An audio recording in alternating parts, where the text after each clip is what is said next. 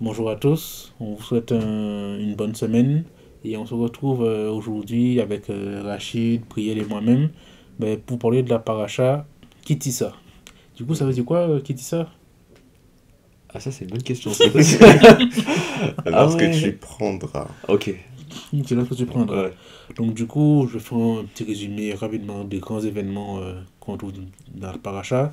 Donc la paracha commence par, on a le dénombrement, ensuite on a la construction du kior, le kior qui est la fontaine. On a du coup les règles de composition pour composer l'encens et l'huile d'onction. On a la domination du maître d'ouvrage qui est Betzalel. bon, voilà, Betzalel et son assistant Oliav. Olivier. Ensuite, on a la première montée de Moshe au Mont Rêve pour recevoir les tables. Entre-temps, on a l'événement de la faute du veau d'or et on a le retour de Moshe après la faute du veau d'or pour recevoir les deux nouvelles tables. Ok. Donc voilà, donc on va vous partager un petit peu les différents échanges qu'on a pu avoir, même aussi dans le groupe de jeunes, parce qu'on a étudié tous ensemble la paracha avant de pouvoir vous la partager aujourd'hui. Bah, merci Anne pour le résumé. Et Priel, c'est toi C'est moi qui commence. Allez, ça part. Du coup, moi, je vais partir sur des éléments qui sont rattachés à la paracha précédente, qui a été fait par Abdel, du coup. Si vous n'avez pas vu la vidéo, je vous invite à la voir. Lui, c'est axé plutôt sur la menorah, du coup.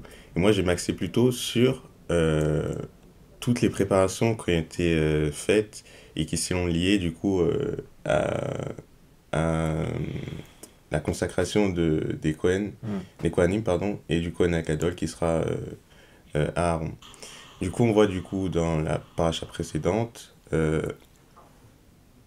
dont j'ai oublié le nom, C'est. Tetzavé? Ouais, peut-être ça. Tetzavé. Ouais. Euh, du coup, ses habits, ses différents habits, ce qu'il devra porter, ce qu'il devra faire.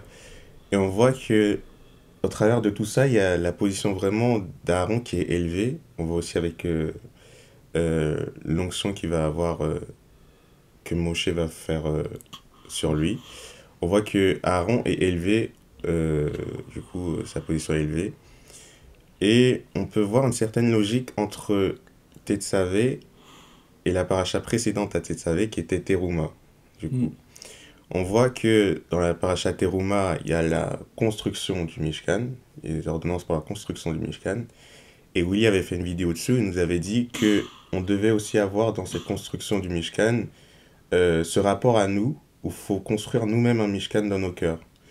Et la paracha Tetzavé nous dit du coup que avec le Mishkan, il y a aussi le service qu'il y aura dans le Mishkan, qui sera fait avec le Kohen Agadol. Et on peut voir aussi ici un lien avec nous, de faire un lien, le fait que le Kohen Agadol avant c'était celui qui faisait le lien entre Dieu et le peuple, celui qui faisait les sacrifices. Dans le temple, c'est lui aussi qui faisait les différents rituels tous les jours. Et on voit que dans ce rituel, il y avait aussi ce sens de refaire comment dire, j'ai pas les mots. Ressouder. Voilà, exactement, Ouais. de ressouder la relation entre Dieu et le peuple. Hmm. Mm. Et du coup, on peut aussi appliquer cela à nous en nous disant, maintenant qu'on a construit le temple, qu'est-ce qu'on va faire pour justement chaque jour euh, ressouder cette relation qu'on a avec nous et Dieu. Et du coup, on peut voir que Aaron lui brûlait de l'encens tous les jours pour faire cela. Et nous, on doit se dire que, comme Aaron, on doit prendre le Kohen Agadol comme modèle et se dire que on doit faire la même chose dans notre vie aussi. Comment renouveler cette relation tous les jours avec Dieu pour pas qu'on reste dans une stagnation et qu'on arrête de s'élever pour s'approcher de Dieu. Ok. C'est vrai que quand on regarde, euh, on voit que, mais comme tu l'as dit, on a eu la paracha qui a parlé de la construction du temple. Donc tous les matériaux, on voit précieux, l'or, l'argent, le bronze qui sont mis à des niveaux bien particuliers dans le temple. Où on voit que l'or, c'est vraiment dans la partie la plus cachée, on va dire, du temple. Et petit à petit, ça se dégrade. Donc c'est pour montrer aussi comment nous aussi, graduellement, on va évoluer dans notre service pour Dieu et vraiment créer ce lien et cette connexion vraiment directe avec Hachem. Donc c'est pour ça que c'est vrai que c'est important, même le fait que tu aies eu à cœur de partager sur le Cohen et tout ce service, c'est vrai qu'à l'heure actuelle, qu'on a plus de temple, et que c'est vrai que les sacrifices qu'on fait, les corbanotes, sont faits par nos prières, et c'est vraiment cette construction qu'on va faire nous intérieurement, et ce service qu'on va apporter aussi intérieur, du coup ce service du cœur, vu qu'on parle de l'intérieur, qu'on va graduellement augmenter, pouvoir atteindre si on peut dire ça comme ça, ce niveau du Kohen Gadol, on a cette proximité avec Dieu. Moi, je trouve ça incroyable aussi que toujours tout ce qui est rattaché à un peu ce qui est matériel dans la Torah, quand ils expliquent ce que le Kohen doit faire, les objets et tout qu'il doit prendre, l'encens, etc. Bah, c'est des choses qu'en fait on rattache à qu'on peut rattacher à notre être intérieur. Et c'est toujours intéressant de faire ce parallèle-là à chaque fois parce que bah, le parallèle il est toujours parlant avec nous-mêmes et notre relation avec Dieu. Et, bah, c'est bien que tu aies souligné ça. Et, Et même dans, je sais que Alan il avait quelque chose à dire dans le fait que le Cohen soit élevé avec justement l'huile d'onction. Ah, oui, c'est vrai par rapport à ça, c'est puisqu'en fait, quand on voit même déjà le détail de la composition de l'encens et de l'huile d'onction, on voit que c'est quelque chose qui est très précis. Donc, on a déjà ça. Ensuite, la personne qui va le concevoir, une personne qui a été choisie par Dieu, donc c'est pas n'importe qui peut le faire. Et donc, du coup, ça montre aussi, on va dire, non seulement tout le cadre qu'il y a autour, et toute la purification qu'il va y avoir. Parce qu'on a aussi la construction du kior, du coup de la fontaine, donc pour faire Netilat Yadayim. Et ensuite, on a ben, l'onction qui vient un peu, comment dire, on va dire acter en fait. C'est-à-dire que Moshe, quand il va faire l'onction sur Aaron et ses fils, donc c'est acté que c'est eux qui ont cette fonction de Cohen, et que c'est une huile qui ne peut pas être reproduite et utilisée par d'autres ou pour d'autres comment je peux dire d'autres utilités on va dire. C'est vraiment pour un cadre qui est bien précis et voilà. C'est ce que j'avais pensé. Et même on voit aussi dans les commentaires du blog raconte où on t'explique, on va dire, tu as deux petites histoires, on va dire, où on t'explique que après la destruction du second temple, tu as des familles qui s'occupaient justement l'une de l'encens et l'une de l'huile d'onction. On t'explique, c'est deux histoires on va dire, similaires, où on t'explique qu'en fait, les familles, elles avaient gardé le secret de fabrication en fait. C'est-à-dire que même si, alors, c'est-à-dire qu'il y a des anciens qui étaient venus et qui avaient demander la recette. Voilà, entre guillemets, on va ça comme ça, demander la recette pour que d'autres personnes puissent pouvoir le faire. Et dans les arguments qu'ils avaient pour dire pourquoi ils n'ont pas donné la recette, c'était pour éviter, parce que comme ils avaient cette connaissance que le second temple allait être détruit, qu'il n'y ait plus à avoir le temple, c'était pour éviter que cette composition soit dans les mains de personnes qui ne soient pas adaptées et que ça puisse servir pour des cultes idolâtres ou autres. Donc c'est vraiment pour une préservation. Même si les enseignants n'étaient pas d'accord avec cet argument, mais eux, ils n'ont pas donné. Voilà. C'était catégorique. Voilà, catégorique, ils n'ont pas donné. Okay. On sait que du coup cette huile, c'est aussi une huile de, on va dire, oui, c'est une huile de sanctification. Oui, la sainteté, oui.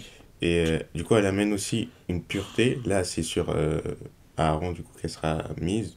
Et aussi une certaine forme de sagesse divine. On sait que les rois aussi ont été... Oui. Ça a tombé de ça, puisqu'en fait, on voit que pour l'huile d'onction, c'est 4 litres que Moshe avait fait, mais il n'en a pas refait d'autres. Et en fait, c'est une huile qui a servi, même pour les générations après, même pour les rois, et je crois même jusqu'au roi David, que ça servi. Incroyable, ça. Voilà. Et selon les commentaires, il y aurait un reste, mais qui serait pour le retour du Mashiach. Qui cachait. Caché, oui. Ok. Ouais, sinon, il y a aussi, du coup, là, on a développé le lien, le fait qu'Aaron soit le lien entre le peuple et Hachem. Et on voit, du coup, que on peut faire une distinction pardon, entre Aaron et Moshe. Aaron, c'est le lien entre Dieu et Hachem, le peuple et Hachem. Et Moshe, c'est l'intermédiaire entre Dieu et Hachem. On nous dit qu'il discutait face à face avec lui et qu'il intercède aussi pour le peuple. Donc c'était la figure un peu omniprésente et visible du peuple, euh, de Dieu pour le peuple.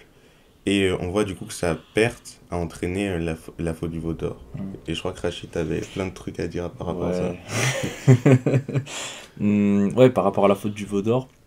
Donc quand on a fait l'étude tous ensemble avec le groupe de jeunes jeudi soir, il y a Alicia, dédicace, qui, en gros, elle a dit, en fait, ce qui est marrant, c'est que donc, quand on a l'habitude de lire la Bible, on voit que les Hébreux ont péché, la faute du veau d'or, idole, etc.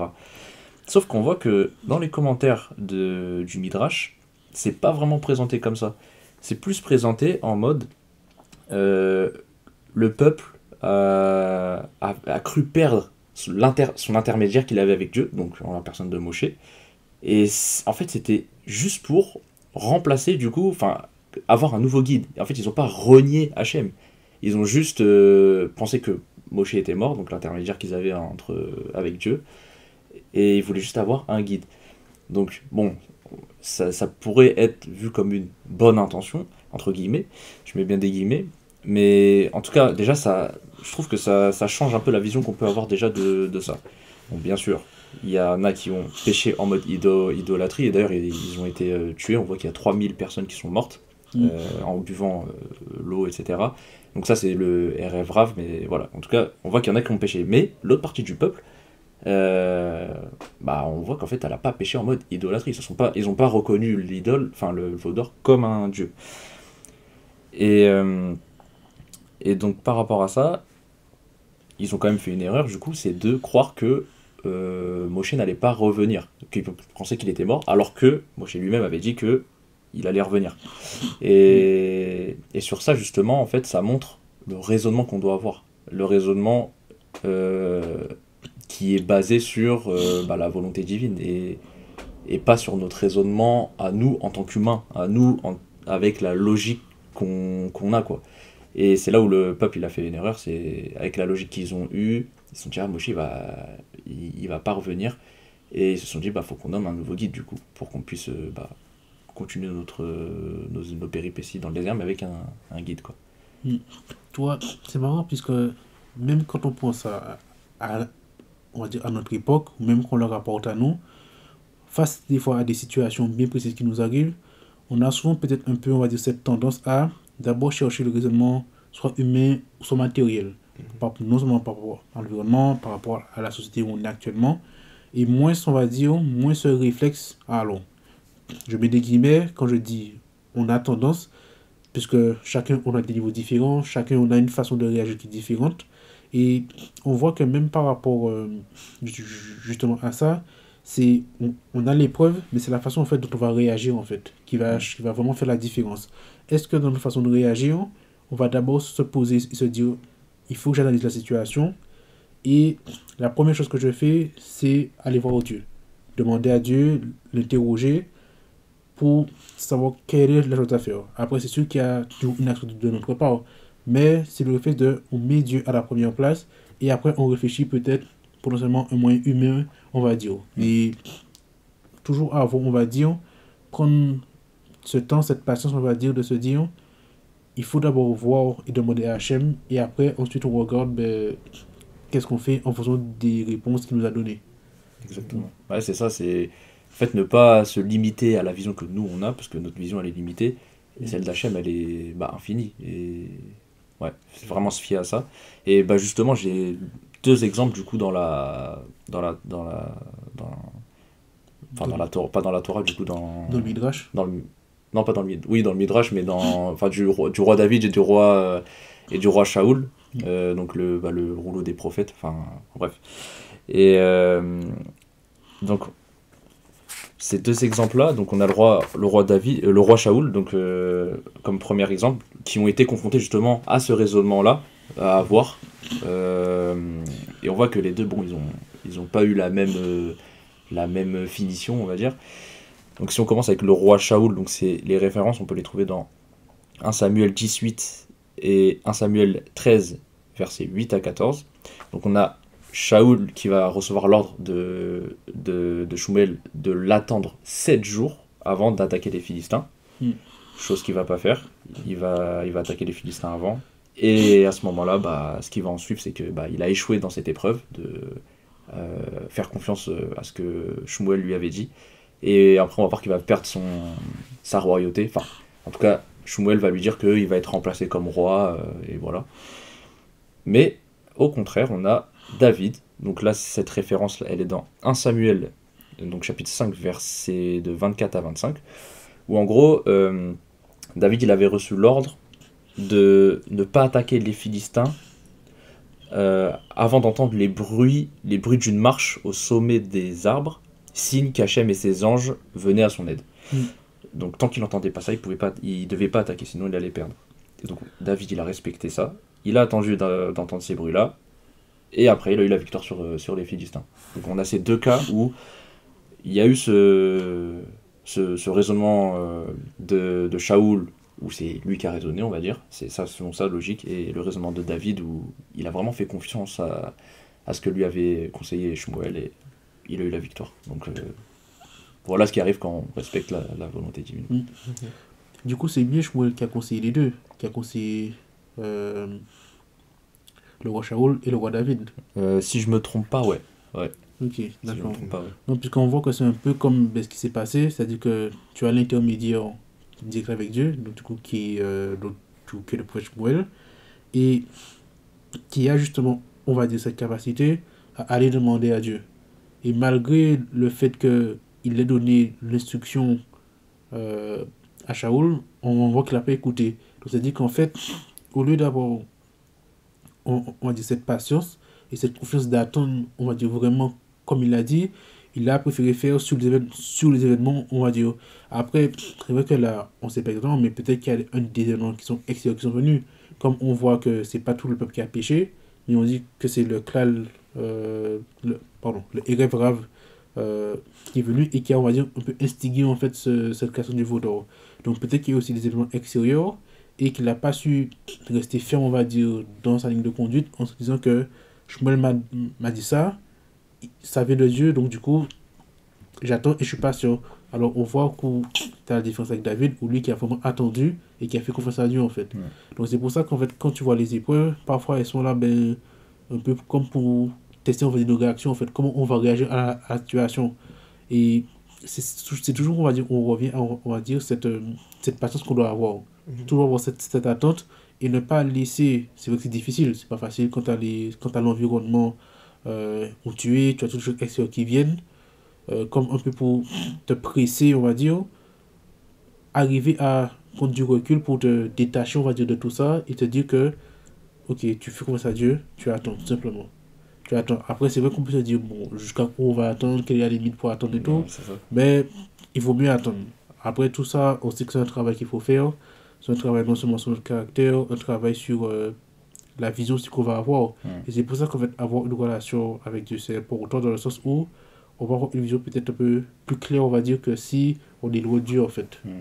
Exactement. Puis, du coup, on a eu le focus sur le peuple, mais Priel, je crois que tu as partagé sur du coup le focus sur Aaron, Ouais, c'est vrai. la réaction du coup que lui il a eu. Parce que comme tu l'as dit, Alan, moi j'ai bien aimé le mot que tu as dit, environnement. Le fait qu'on ait un environnement, on soit ancré dans la matérialité, on voit ça comme quelque chose de fiable. Et la conjoncture présente, on s'ancre dedans et on voit pas dans le futur, comme tu as dit. Et c'est ce qu'a fait le peuple. Il s'est ancré dans un, dans un intermédiaire plutôt matériel, du coup, en l'occurrence le veau d'or, par peur justement de perdre un autre guide. Et on voit que Aaron, lui, il n'a pas été choisi. Il aurait pu être choisi pour être le nouveau intermédiaire, mais il n'a pas été choisi justement dans cette peur que, à tout moment, lui aussi, il s'en va enfin, il disparaît comme Moshe l'a fait. Et du coup, c'est pour ça qu'il n'a pas été choisi. Mais dans dans ce moment-là, Aaron, il avait un peu, même s'il n'avait pas encore été oint comme Kohen Agadol, il avait un peu cette fonction. Et c'est lui qui a pris en charge, du coup, la conception pardon, du veau d'or. C'est lui qui a aussi construit l'autel qui devait du coup servir. Et on voit que tout ça, ça a été dans le but justement de retarder la faute du peuple. Parce qu'on voit qu'il demande au peuple d'abord de donner les boucles d'oreilles en or. Ouais, les bijoux. Et on peut...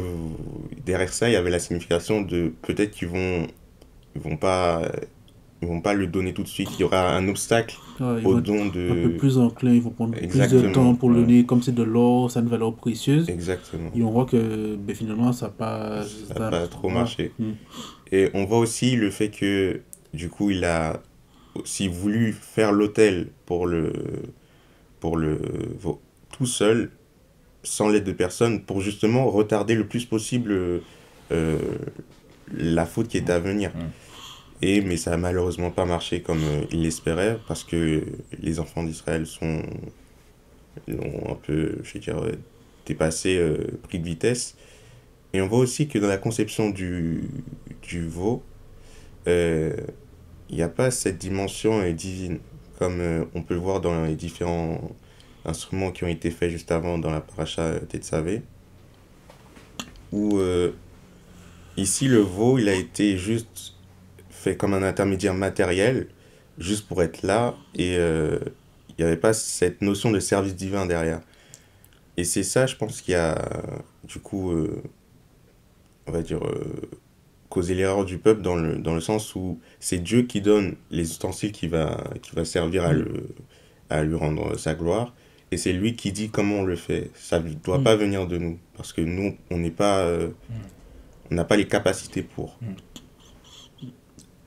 Et on peut voir aussi un lien entre ça et la paracha.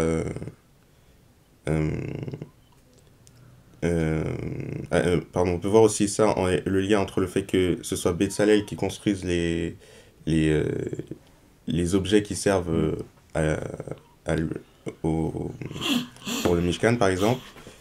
Et on sait que Bezalel, il est investi de la roi HaKodesh. Et on voit que Aaron, lui, il était juste investi par l'envie de retarder l'échéance, on va dire. Et on voit du coup la grande différence entre les deux. C'est pas du tout le même objectif. Voilà, C'est- exactement. D'ailleurs, la petite anecdote sur Betzalel, enfin dans le Midrash, ça dit qu'il avait 13 ans quand il a été nommé pour construire le Mishkan, tout ça. Donc, Ok. Ouais. ouais, petite 13 ans. anecdote. 13 ans, ça veut dire comme quoi, enfin, peu importe ton âge, quand Hachem il t'a donné quelque chose, tu vois, Mm. et bah, C'est ça. faut y aller. Il faut y aller, il faut s'y attacher. Exactement. C'est vrai que par rapport à tout ce que vous avez dit, c'est vrai que je me suis un peu plus concentré en fait sur. De me dire plutôt, en vrai, quand on regarde par rapport à la faute du vaudon, alors c'est vrai qu'il n'y a pas que l'élément, que cet élément dans la paracha, puisqu'il y a plusieurs éléments, mais c'est plus, on va dire, analyser de pourquoi. C'est vrai que tout à l'heure j'ai parlé d'environnement, l'environnement qui a fait ils ont fauté, et on peut non seulement l'adapter à nous aussi, c'est-à-dire qu'en fait, on voit comme un peu une préfiguration avec le Messie, où tu as Moshe, tu as on va dire ce parallèle avec Moshe et le Messie. Tu as le Messie qui a fait la promesse aussi qu'il allait revenir. Donc on a dans cette attente où on croit en fait qu'il va revenir en fait. On croit fermement dans ça et on doit comme s'attacher en fait à cette promesse. Parce que quand Dieu fait une promesse, il l'accomplit. On le voit que le peuple d'Israël, quand il a dit à Abraham qu'il est une descendance, une multitude autant que les étoiles, il s'est attaché à cette promesse que Dieu a donnée. Il a fait tout le service qu'il avait à faire pour Dieu et Dieu a accompli cette promesse. C'est vrai que c'est pas lui qui a eu cette promesse directement. Elle a été bien plus tard après, bien des générations après, mais cette promesse a été faite. Donc il faut s'attacher à cette promesse. Et c'est vrai que même je sais qu'on a souvent parlé dans le groupe de jeunes, quand on se pose la question, quel est le but ou les buts qu'on a dans notre vie. Et je pense que s'attacher aux promesses que Dieu nous donne, c'est aussi un but en fait, qu'on a et qu'on doit avoir et auquel on doit vraiment s'attacher. Et c'est vrai que j'avais un peu ce regard où on voit que la perte d'intermédiaire qu'ils ont eue, ça a été comme un élément déclencheur. Tu vois, ça a vraiment déclenché ce moment où ils ont pu commencer à se poser des questions, comment ils vont faire. Et c'est vrai qu'il ne faut pas se laisser, on va dire, envahir ni par les craintes, ni par les peurs, puisque c'est vrai que c'est ce qui fait partie de notre environnement actuel, en fait. C'est-à-dire que tous les événements qui vont arriver, je prends un exemple très simple, si par exemple on prend notre travail, mais demain on va se demander ben, comment on fait pour payer le loyer, comment on fait pour manger, payer des charges, il y a tout un, on va dire, un poids qui arrive, en fait. Et c'est pour ça qu'il faut vraiment apprendre, on va dire, à se libérer de ce poids-là, ça, et vraiment avoir ce... C'est difficile, mais vraiment se lâcher prise, en fait. C'est-à-dire qu'on a cette foi en Dieu, on a cette confiance en Dieu, mais il faut apprendre vraiment à... Quand il y a des événements qui sont vraiment, on va dire, difficiles, on lâche prise, en fait. On sait que on fait les efforts qu'il faut, et après, une fois que les efforts sont finis, enfin, finis entre guillemets, mais une fois qu'on est à la limite de ce que nous, on peut faire, tout appartient à Dieu. Et il faut vraiment apprendre à laisser, on va dire, se lâcher prise, laisser le contrôle à Dieu, et Dieu permettra que les choses se fassent. Tu vois, c'est un peu comme on dit, tu vois, quand tu fais du sport, pour maintenir, on va dire, ta forme, tu, on va dire, 20% d'efforts que tu vas faire, et tout le reste, c'est l'alimentation. Donc, on peut voir ça, en fait, où on aura ben, tous les efforts que nous, on va faire, et Dieu va alimenter, en fait, tout le reste. Tout le reste, tout ce qui est sous son contrôle à lui, c'est lui qui va l'alimenter, en fait. Exactement. Donc, c'est vraiment ça. Et donc, voilà. Bah, Je pense que c'est à peu près, ouais, ce Ouais. que je voulais développer. sur un peu ça, ce que tu as dit, bah, c'est pour ça, des fois, on se pose des questions. Dans nos vies, on a une situation où, je sais pas, ça avance pas et tout. Mais des fois, il faut juste se mettre en mouvement. Et ça rejoint un peu ce que tu dis, se mettre en mouvement pour que HM, après, il te donne les fruits. Que tu récoltes, bah, du coup, les fameux 80% dont tu parles. Mais avant les 80%, il faut faire les 20% d'efforts, faire les premiers pas pour voilà, C'est ça. avoir ça. Et moi, je voulais juste. C'est une question même auquel, justement, vous pourrez peut-être répondre en commentaire. Si on est ouvert voilà, à ça. Mais c'est par rapport à Aaron. En fait, c'est que, ouais, bah, toujours, quand on étudie jeudi la paracha ensemble, bah, il y a cette question de. Mais pourquoi on voit qu'Aaron, il a pas prié. Il a pas prié pour demander de l'aide à Hachem pour dire ah, Hachem, là, le peuple, il commence un peu se rebeller entre guillemets, enfin aide-moi pour que je puisse canaliser ça et que Moshe il revienne quoi. Enfin, on voit il a pas forcément parlé à Hachem, il a pas forcément prié, donc c'est une question quoi je trouve qu'on peut se poser quoi. C'est vrai. Après, c'est vrai qu'on voit comme qu'elle l'a dit, il a mis comme des actions en place, on va dire, pour pouvoir retarder, parce que je pense qu'il avait cette connaissance de dire que Moshe allait revenir. Il savait que Moshe allait revenir, et c'est vrai qu'on peut se poser la question, ben, pourquoi il n'a pas prié ou intercédé ou demandé à Dieu d'aider. Après, bon, c'est vrai que c'est souvent compliqué. Quand je suis un peu où tu as plus de 600 000 personnes qui veulent te voir, t'as une position qui est différente. Donc, tu vois, on voit encore que tu vois qu'il y a, on peut entre guillemets, cet environnement extérieur, en fait, cette pression de l'extérieur qui vient sur lui. Il se dit, bah, qu'est-ce que je dois faire? Et c'est vrai que on peut se dire que dans ce cas-là, ça, mais que c'est pas directement tourné vers Dieu. Il a juste un moyen, on va dire, humain qu'il a mis en place, qui a amené au veau d'or, et peut-être qu'il aurait dû ben, justement avoir cette de se dire, je vais demander à Dieu, en fait, directement. Après, peut-être qu'il dit que, peut-être, c'est juste une hypothèse, peut-être qu'il dit que vu que Moshe il est déjà avec Dieu, est-ce qu'il va lui répondre? Tu vois, il y a peut-être ce truc-là, ça, ou peut-être que même Dieu sait ce qui se passe et tout. Peut-être qu'il va permettre que Moshe revienne plus tôt, plus vite. Il y a vraiment plusieurs. Si vraiment on creuse, je pense qu'on peut faire plusieurs hypothèses et essayer ben, les, de les vérifier au fur et à mesure. Ou Ah ouais. même le fait que Aaron, du coup, lui, il avait conscience que le peuple s'était trompé. Donc il savait que Moshe devait revenir un jour plus tard.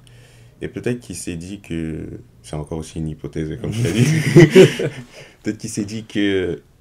Enfin, quand on prie, du coup, on a cette notion de demander de l'aide à Dieu. Mais peut-être qu'il s'est dit, c'est dans le plan de Dieu de faire ça. Et j'ai, entre guillemets, laissé faire dans le sens où je suis sûr que Moshe, qui est avec Dieu, va revenir à temps pour empêcher... enfin, pour ranger la situation. C'est vrai. vrai. Puis, en vrai, il y a aussi un commentaire du Midrash qui dit que normalement Hachem il protège les tzadikim et les Bnei Israël étaient considérés comme des tzadikim. C'est une génération qui a atteint un niveau spirituel incroyable. Et il y a la question qui se pose de bah, du coup pourquoi Hachem il les a pas protégés de cette épreuve justement. Et ouais, il aurait pu les protéger de cette épreuve. Mais le commentaire du Midrash, il nous apprend que, en gros, ça pouvait permettre après aux générations futures de voir que c'est possible de faire teshuva, malgré même les erreurs qui pouvaient être faites, et que Hachem, il accepterait la teshuva, parce qu'on voit après dans la paracha qu'il a accepté le pardon du peuple. Et ça donne de l'espoir comme quoi on a un Dieu miséricordieux, et que peu importe la faute, et même malgré le niveau éminent qu'ils avaient les Bnei Israël dans le désert, la génération du désert, et bah Hachem il accepte quand même la teshuva, malgré le fait qu'on peut flancher, voilà. Et c'est vrai, et on voit que, surtout que c'est une épreuve qui est à la hauteur du niveau qu'ils ont. Surtout qu'il idolâtrie, puisqu'en fait, quand c'est qu'idolâtrie, c'est même le premier commandement. Je suis ton Dieu qui t'a fait sortir de la terre d'Égypte, tu n'auras pas d'autre Dieu devant moi. Donc c'est vraiment tu vois, ce contraste en fait par rapport au niveau qu'ils ont atteint, mais ils ont une épreuve qui est à la hauteur du niveau en fait qu'ils ont. Donc c'est pour ça qu'il faut faire très attention quand on fait des épreuves. Toujours, après, c'est qu'ils apprennent au fur et à mesure, mais toujours regarder à Dieu quelles sont les épreuves et toujours prendre ce temps d'avoir ce recul pour analyser. Parce qu'en fait, tout ce qui va compter, c'est vraiment c'est que ben, on l'a vu ce matin avec le coup non, c'est vraiment tu as pris l'information, tu l'as analysée, mais qu'est-ce que tu vas faire, comment tu vas réagir à cette information qui va sortir de c'est ça, et c'est la réaction qui va tout déterminer. Donc voilà. Ouais, c'est clair. C'est vrai que même au-delà de, enfin, t'as dit que du coup l'épreuve est au niveau de leur niveau spirituel aussi. Oui. Et on sait que les Lévites, eux, ils n'ont pas pris part à cette faute. Et c'est eux, après, qui ont appliqué le châtiment pour ceux qui avaient fauté. Exactement. Fauté, oui. Et ça me fait penser aussi au fait que plus la faute est grande, et plus tu dois faire une plus grande teshuva. Du coup, tu dois vraiment revenir vers toi. Et vraiment, c'est une vraie teshuva que tu dois faire. Si la faute est grande, tu sais qu'elle est grande. Il y a vraiment un grand effort à faire pour revenir à Dieu. Et on sait que si la teshuva est bien faite, ta relation après avec Dieu, elle sera encore plus meilleure qu'elle était avant. Donc c'est un peu aussi une façon de s'élever vers Dieu et d'aller plus près de lui par la teshuva. Okay. Et c'est vrai, on voit que le sacrifice il est grand, puisque je leur dis de passer leur famille, leurs enfants par leur fil de l'épée, donc on voit que c'est, on dirait, à la hauteur de la faute. C'est à la hauteur de la faute, mais on voit que le sacrifice aussi, il est grand aussi, qui est demandé pour avoir cette teshuva, et à l'issue de ça, on voit que ils sont purifiés par rapport à ça. C'était un élément pour que vraiment ils soient purifiés en fait. Ouais, c'est clair. Je pense qu'on va s'arrêter là. Alan, il va faire un signe en bas de la table. Il a fait... Donc, c'est pas mieux de dire ce genre. J'ai bien dit. Je suis une balance. Mais ouais, on va conclure là, je pense. En tout cas, merci les gars pour le partage. C'est toujours... c'est toujours intéressant de voir les liens qu'on peut faire avec même des fois on se dit nos parties elles sont peut-être pas trop en rapport et puis au final si on trouve toujours un lien et tout donc non c'est trop intéressant et bien sûr toujours il y a un lien avec nos vies actuelles nos vies qu'on vit là et qu'on vivra dans le futur donc voilà, merci les gars, merci de nous avoir écoutés et puis on se dit à une prochaine, ciao. Yes, passez une bonne semaine. Bonne semaine, Shavuot Tov. Shavuot Tov.